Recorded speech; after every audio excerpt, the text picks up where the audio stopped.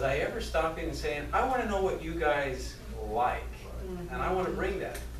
Or was I the center of my narrative? I want to be seen as a good boss. I want to be seen as a caring boss. Therefore, I'll do the things that I think are appropriate.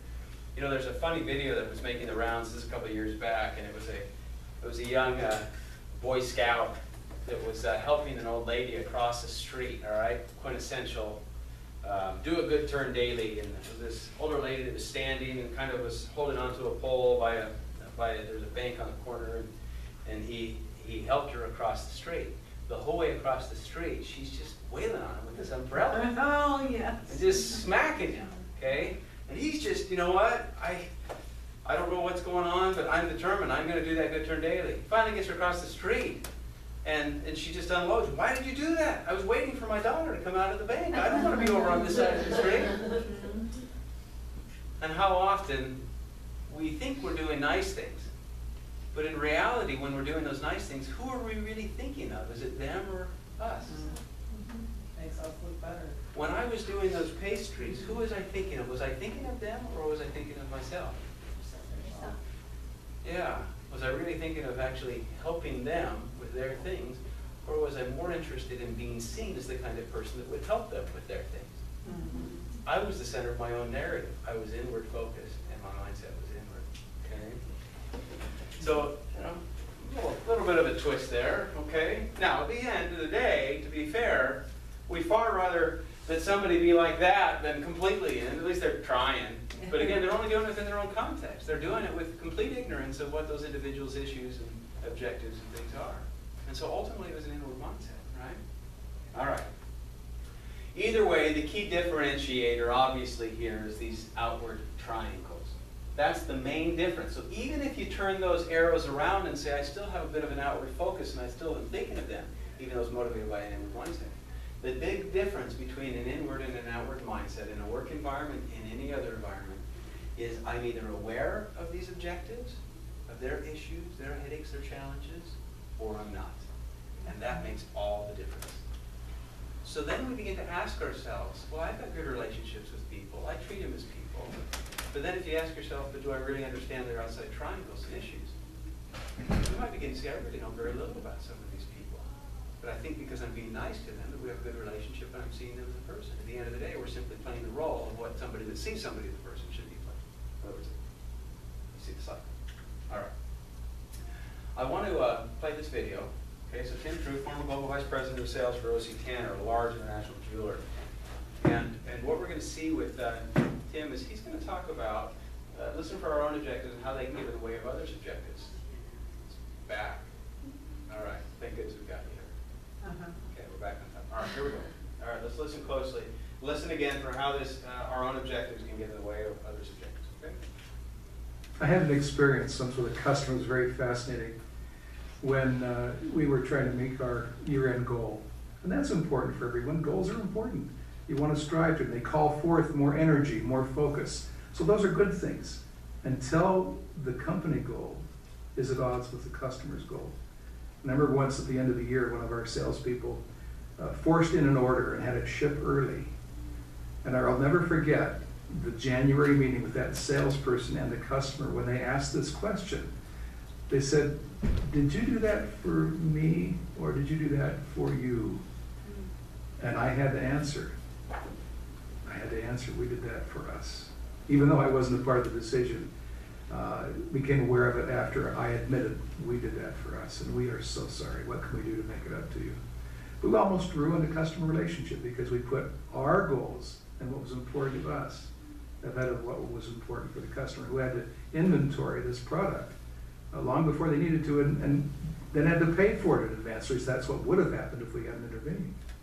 So I just thought it was an interesting question. Did you do this for me or did you do this for you? In a company that is functioning with their customer in mind, the answer should always be, we did that for you. Unfortunately, in the world of quotas and goals and quarterly reports, too often companies take the short view. And if they answered it honestly, they would say, we did it for us. Customers know the difference. They can tell. They may not say anything, but they know it and they feel it. And it definitely defines the relationship. So the next time a problem comes up, who are they going to think about? They're going to think about them. And don't you want your customers to also think about you? Wouldn't it be appropriate for them to think, all right, what would be a shared relationship here, a shared responsibility for a good relationship is one where I trust you as a supplier, as a partner, and you trust me, and we work in each other's mutual interests. If we only work in our interests, we are encouraging people to do the opposite as it relates to us. To the extent that we helped our salespeople adopt a mindset that put customer first, it informed every decision and every practice, all down the line. And if we couldn't sincerely answer that this is in the best interest of the customer, we wouldn't do it, at least not consciously. Getting people to admit what was in the best interest of the customer is sometimes difficult. But it never fails that that is ultimately the best thing for the company too. Because what were we looking for? We're looking for a long-term trusting relationship. And so even if we have some internal interest that would be satisfied by our doing a particular thing in a particular way, if we can think first about the customer, we will create a sustainable relationship born of value. And that will become, over time, mutual value. If we ever compromise that, we put at risk that mutual value and that trusted relationship. All right, what did you notice?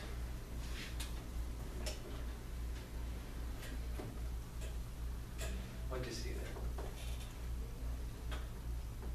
there? You put the person served as the primary, person. You're always trying to figure out, what their needs and their wants are, and you try to best meet their needs. And I kept on thinking, for us, yes, we do a lot of customers, but I think our staff are customers too. And if we treat our staff that way too, then, we'll get that dual respect back. Yeah, that's great. And actually what you're saying is absolutely right. All we're doing is we're talking about taking this outward mindset approach, the way that we would see a customer, the way he's describing it, and doing that in those 4 directions. Which we know what we showed here. We're going to begin to treat them all with that same level of respect. What are their needs? What are their real needs? This is an area that typically with mission-driven nonprofit organizations, service providers, they're usually doing pretty well at this. In other words, the needs of the organization, because there isn't necessarily, obviously you have revenue issues and things like that, but there isn't usually the driving profit motive with these types of things. And so oftentimes that gives you the freedom and the flexibility to truly implement this kind of approach. But at the end of the day, it's not just about the customers, it's about all 4 directions and peers and everybody else as well. I'm going to read something really quickly to you, and then we're going to do this activity, okay? It says, consider how much self-justifying images counterfeit the noblest attributes. How such self-justifying images counterfeit the noblest attributes. Quote unquote, I'm the sort of person who thinks of others. Isn't it good to think of others? Yes. But who am I thinking of when I'm thinking of myself as the sort of person who thinks of others? Like all self-justifying images, this one lies. It pretends to be about something noble, but it's really just about me. How ignoble to portray nobility. Other self-justifying images find refuge in the basest attributes. Other self-justifying images find refuge in terms of, I'm the sort of person who is worthless. How comforting it is to feel that no one can expect anything of me, and that others are too judgmental and mean to deserve anything from me.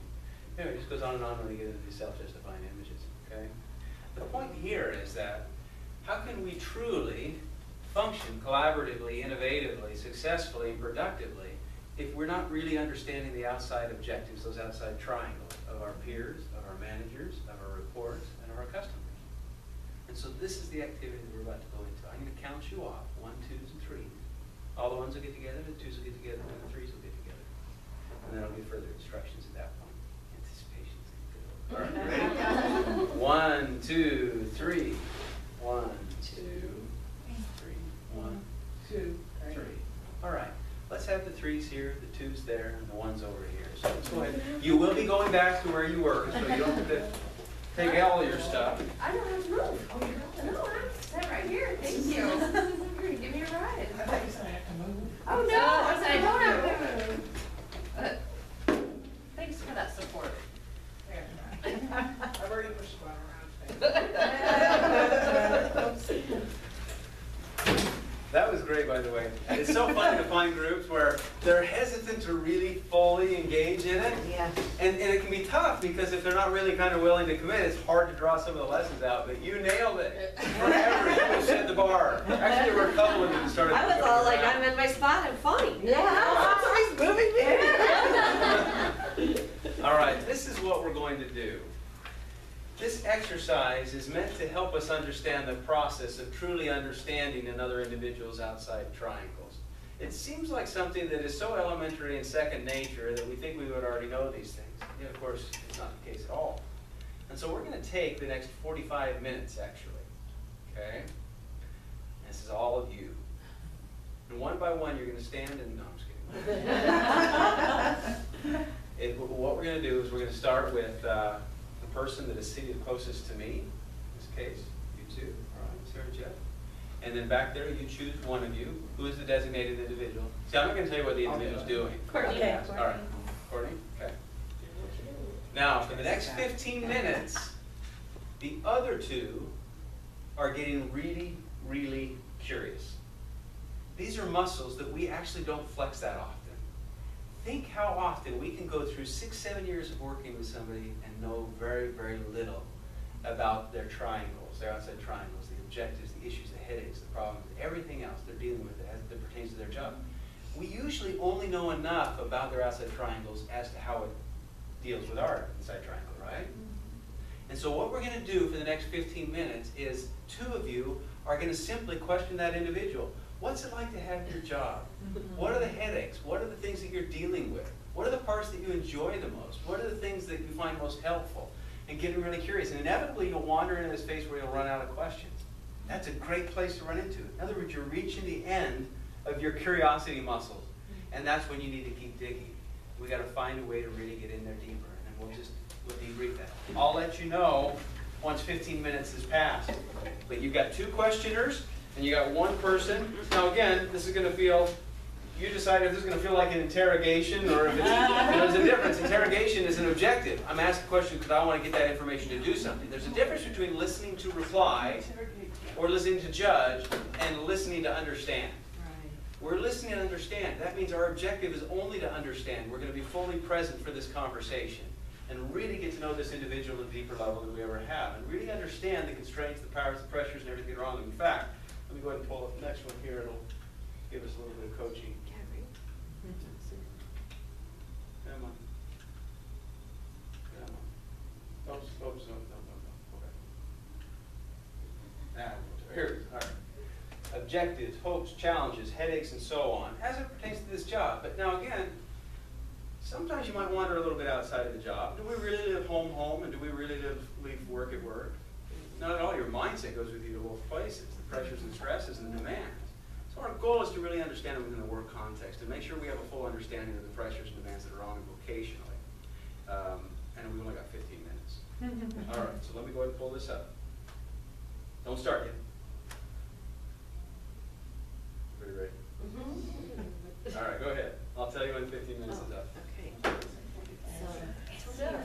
So it's out of the group of 3, 2 or Having interaction with the members and being able to. okay. All right, go.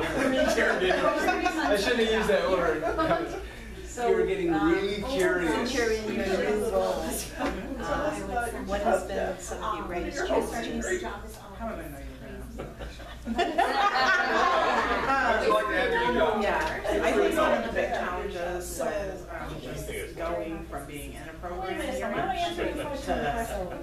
being on the other side of it, just because I have that love for the members and programming. And another challenge too would be learning all of the dynamics of the departments that I supervise, because I went from that tier level to managing them. So I would say those are probably the 2 biggest challenges, but I think that I've had really good leadership with you and Joanne helping me through all that. Probably the amount of things you have going on at once. So, You kind of had a little bit of theme. And what's Well, the, absolutely.